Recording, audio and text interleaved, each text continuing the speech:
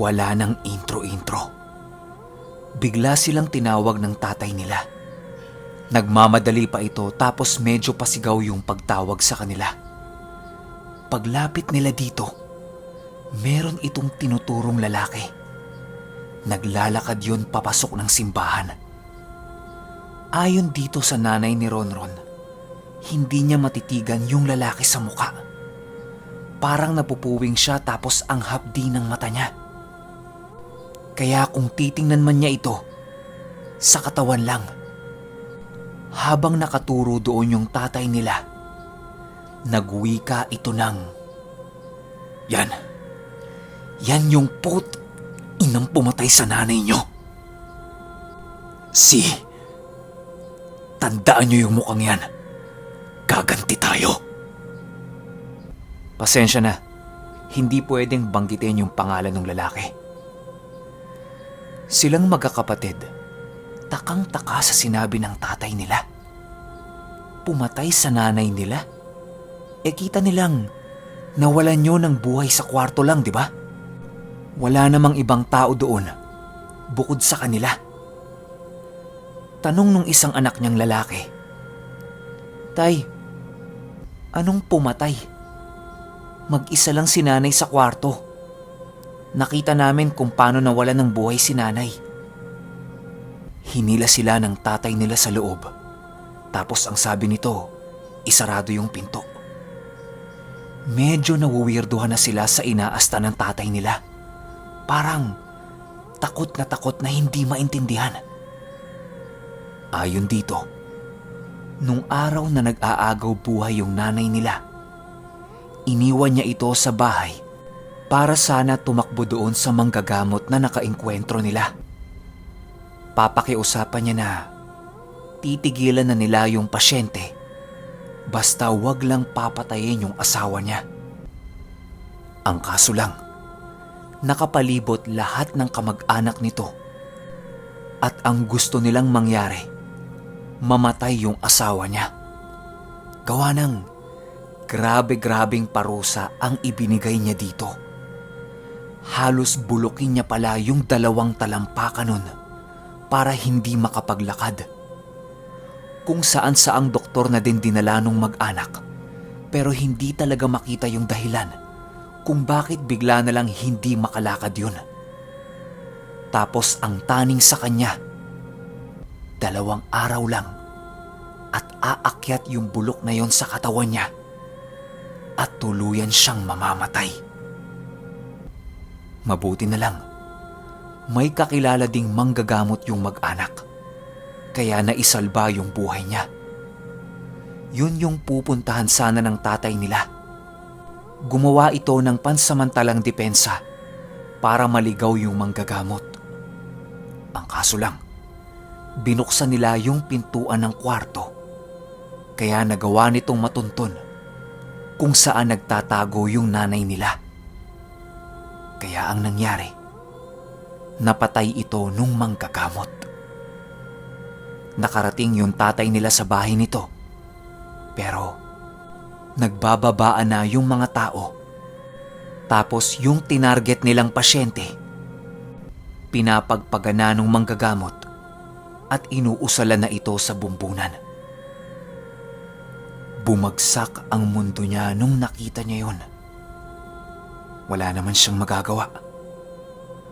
Dali-dali siyang tumakbo pabalik sa bahay nila. Dagdag kwento pa nito, nung kasalukuyan siyang humahagulgol sa iyak habang naglalakad, nakaramdam naman siya sa likod niya na may sumusunod sa kanya. Kinakausap niya ang mga ito pero wala. Hindi sumasagot. Pansin niya na kapag tumatakbo siya, bumibilis din ang mga ito. Kapag naglalakad naman siya, dahan-dahan din ang paglapit ng mga ito sa kanya. Yun bang pinaglalaruan siya? Nag-usal siya ng pampalayo para sa mga engkanto. Pero wala. Hindi tumalab. Sumagi sa isip niya na 6:00 na pala ng hapon. Posibleng lumabas na yung mga nag-aabang sa kanilang mga aswang. Nung sumagi yan sa isip niya, agad-agad siyang tumakbo habang merong inuusal-usal na pampataboy sa aswang. Paglingon niya sa likod niya, meron na ngang sumusunod sa kanya. Animoy nakalutang lang ito sa hangin dahil sa bilis ng pagsunod nito sa kanya. Pagharap niya, may malaking baboy naman ang nag-aabang sa kanya. Bumubuelo ito na parang susugurin siya. Ang pinagtataka niya, bakit kahit usal siya ng usal, hindi na itataboy yung mga aswang? Ano ba? Engkanto ba sila? Kung engkanto man, bakit nasusundan pa rin siya? Halo-halo na ang nasa isipan niya nung mga oras na yon. Para na siyang mababaliw. Pagtingin niya sa kanang bahagi niya, nakita niya yung kaibigan niya. Sumisenyas ito na doon siya dumaan. Agad-agad tumakbo siya doon, tapos hinubad niya yung damit niya. Nang sa ganun, matakpan siya ng kaibigan niya at hindi siya makita nung mga aswang. Nung nakalusot siya sa mga yon, mas binilisan niya pa ang pagtakbo niya hanggang makauwi siya sa bahay nila. Nung narinig nilang magkakapatid yung kwento ng tatay nila, doon nila napagtanto na yung tinuturo pala ng tatay nila sa kanila ay yung manggagamot na kumitil ng buhay ng nanay nila. Gigil na yung isang kapatid niyang lalaki. Gusto niya nang sugurin yung manggagamot, pero inaawat ito ng tatay niya. Ang sabi nito sa kanya, alam na niya yung dapat niyang gawin. Sa ngayon, wala munang gagalaw sa kanila. Hanggat maaari lang sana, wag na wag silang didikit doon o wag na wag nilang titingnan yun sa mata. Maya-maya pa, bigla na lang umiyak itong nanay ni Ronron. Iyak siya ng iyak. Tinanong siya ng tatay niya kung anong problema. Ang sabi ng nanay ni Ronron, nakita niya yung malaking anino sa likod ng lalaki. Yun yung anino na nakita niya sa panaginip niya, na hawak-hawak yung ulo ng nanay niya. Biglang hinampas ng tatay niya yung monoblock sa sahig, tapos mura ito ng mura. Gawa ng hawak pala ng manggagamot na yon yung kaluluwa ng nanay nila. Maaaring kinulong yun sa bote, o hindi naman kaya inalay niya sa gabay niya yung kaluluwa ng nanay nila. Lahat sila tahimik lang nung araw na yon. Ganun pa rin, naghihintay pa rin sila ng bibisita. Pero walang nakikiramay sa kanila. Yung tatay nila natutulog na. Marahil nagbabawi yon ng lakas, gawa ng ilang araw na siyang walang tamang tulog. Mga bandang 1:00 na ng madaling araw yon. Habang nagkukwentuhan silang magkakapatid, bigla na lang naghihikahos na dumating doon yung ate nila. Hingal na hingal ito. Nilapitan nila kaagad, tapos unang hinanap nito yung tatay nila. Natutulog eh. Ayaw nilang ipaistorbo, gawa nga ng yun lang yung oras na nakapagpahinga yun. Pero wika ng ate nila, sobrang importante nung sasabihin niya. Wala na silang nagawa. Ginising nila kaagad ito. Unang tanong kaagad ng ate niya, "Tay, meron ka bang kinulam sa pamilya nila Udo?" Sagot ng tatay niya, "Ha? Anong kulam? Nandito lang kami buong araw. Tsaka, bakit ko naman sila kukulamin?"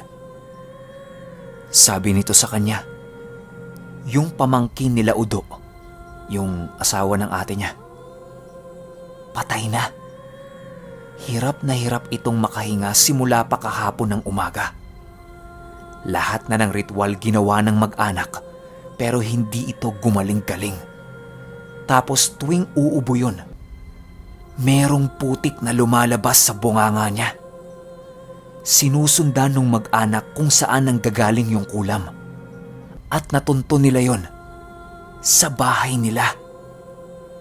Pilit siyang pinapaamin ng mag-anak kung tatay ba niya ang gumawa nun. Siyempre sasabihin niyang hindi. Malay niya ba dun? Pero ang sabi ng mga ito, doon nila natutunton yung kulam. Hindi siya pwedeng magsinungaling. Mabuti na lang, ando doon yung asawa niya. Dahil kung wala yon, kakatayin siya nung angka nun. Kaya ang sabi sa kanya ni Udo, umalis na siya doon. Iwan na lang yung anak niya. Susunod na lang silang dalawa. Nung una, ayaw niyang pumayag. Pero, nung narinig niyang nag-uusap yung matatandang mag-anak ni Udo, hindi na siya nagdalawang isip na umalis doon. Gawa ng, ayon sa usapan nila, papatayin siya nung tatay nung bata para kahit papaano makaganti sila. Nung sinabi niya kay Udo na aalis na siya, sinamahan siya nito hanggang makarating siya sa dulo ng bayan. Nung nandun na siya, agad-agad itong bumalik sa kanila para hindi makahalata ang mag-anak niya. Nung narinig lahat yan ng tatay nila, ang sabi nito, ina, yung bata sa bintana, pamangkin nila Udo. Kung maaalala nyo, merong batang may hawak-hawak doon sa kumot na pinagbabalutan ng bangkay ng nanay nila, di ba? Tapos pinunit ito nung tatay niya. Hinalo sa mga pinatuyong halaman niya na may orasyon. Tapos ibinaon niya sa lupa. Yun marahil siguro ang naging dahilan kung bakit namatay yung pamangkin ni Udo. Pinaliwanag ng tatay niya sa kanya na kaya niya nagawa yun dahil tinangka nitong bata na kunin yung bangkay ng nanay nila. Wala siyang magagawa kundi tuluyan yun. Binilinan din siya nito na wag nang didikit sa pamilya ni Udo kahit na anong mangyari. Doon na lang siya. Samahan na lang sila na bantayan yung nanay niya. Pero itong panganay niya, labis na nag-aalala para sa anak niya. Paano kung may mangyari doon? Sagot ng tatay niya, hindi naman yun pababayaan ng tatay niya. Tsaka, mahal na mahal yun ng lola at lola niya. Ang masakit lang nito, kapag isinalin sa bata, yung lahi nila ng pagiging aswang. Sobrang bigat na ng kinakaharap ng pamilya ni Ronron nung mga oras na yon. Akala niya nga, yun na yung huling linggo nila. Kasi, tanggap na niya na mamamatay sila doon. Maniwala kayo o hindi, sumayad talaga yan sa isip ng nanay ni Ronron. Wala kasi tayo sa sitwasyon nila kaya hindi natin alam kung ano yung pakiramdam. Pinagpahinga muna nila yung ate nila. Pagod na pagod kasi ang itsura nito. Mga bandang 3:00 o 4:00 na yon ng madaling araw. Siya tsaka yung 2 kapatid niya na lalaki naghahanda na para matulog. Nang makaamoy sila ng mabaho, mapanghe na amoy lumot yung amoy. Duda pa nga nitong nanay ni Ronron, umutot lang yung isa niyang kapatid eh. Pero hindi naman. Habang nagsasalansan sila ng mga bangko, patindi ng patindi yung naaamoy nila. Tapos ayan na. Naaamoy na naman itong nanay ni Ronron, yung parang nilagang bituka ng baboy. Napakasangsang na nung amoy. Sinarado nila lahat ng bintana. para hindi pumasok yung baho. Baka kasi may aso lang na nagkalat ng mga basura sa labas eh.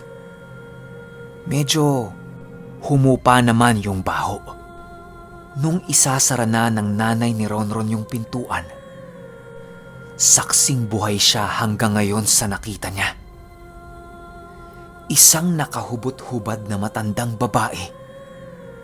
Punong-puno ng langis ang katawan. Buhaghag ang buhok.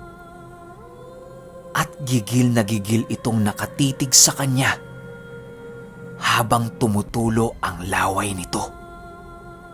Sumigaw kaagad yung nanay ni Ronron ng, "Aswang! Aswang! Tay, may aswang!" Agad na nagising yung tatay niya at tumakbo ito papunta sa kanya.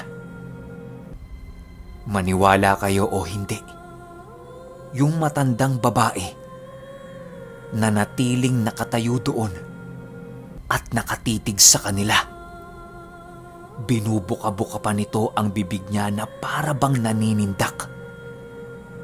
Ayon sa nanay ni Ronron, yung amoy ng matandang babae nakakahilo na dahil sa sobrang tindi ng baho.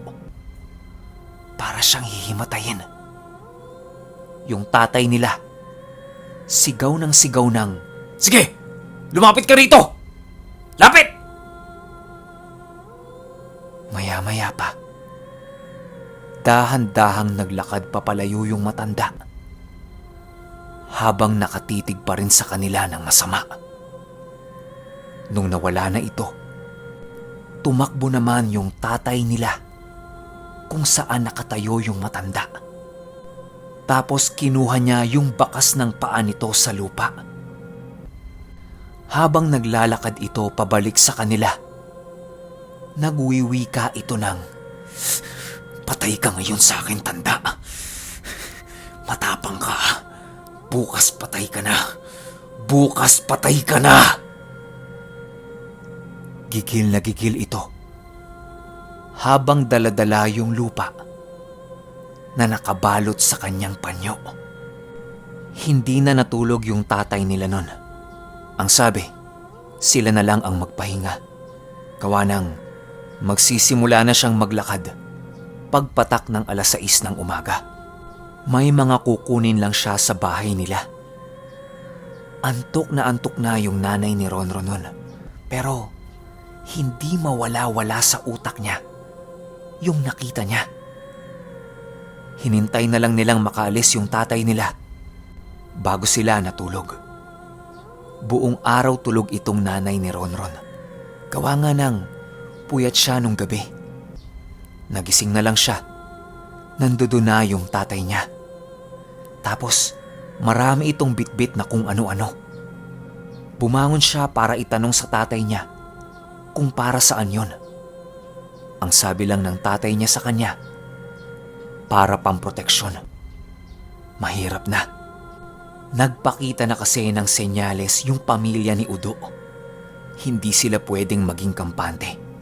Tsaka wala pa silang natatanggap na abuloy bukod sa bigay ng barangay. Baka matagalan pa sila doon. Wala na kasi silang naitabing pera. Lahat na gastos na nila. Kaya malamang sa malamang, magtatagal pa doon yung nanay nila. Wala naman silang magawa kasi wala ngang pumupunta sa nanay nila para makiramay. Pero 2 araw pa lang naman silang nandoon. Magbabaka sakali pa rin sila. Okay, gaya ng naipangako ko sa inyo, ito na yung episode 4 ng Ronron natin. Medyo natagalan lang talaga akong i-edit. Tsaka pansin nyo, medyo nagkakrak-krak na yung boses ko. Kasi ang ginagawa ko, habang ini-edit ko siya, kinukwento ko na rin para alam nyo yon, kapag narinig ninyo, para din kayong nasa loob ng kwento. Kaya katakot-takot na preview, edit, yung ginagawa ko para swabe tayo. Sabayan pa ng napakagulong pagkakakwento ni Ronron. Kaya alam nyo, seryoso kahapon, dito sumakit yung ulo ko. Pero syempre, hindi tayo pwedeng magreklamo. Magpasalamat tayo kay Ronron dahil sa magandang quality ng kwento niya. Kaya asahan ninyo bukas, ilalapag na kaagad natin yung part 5. Kasi alam nyo, mahaba pa to eh. Marami pang mangyayari. Kaya salamat sa paghihintay at salamat sa pakikinig. Yun lang. Hanggang sa susunod na kwento. Salamat.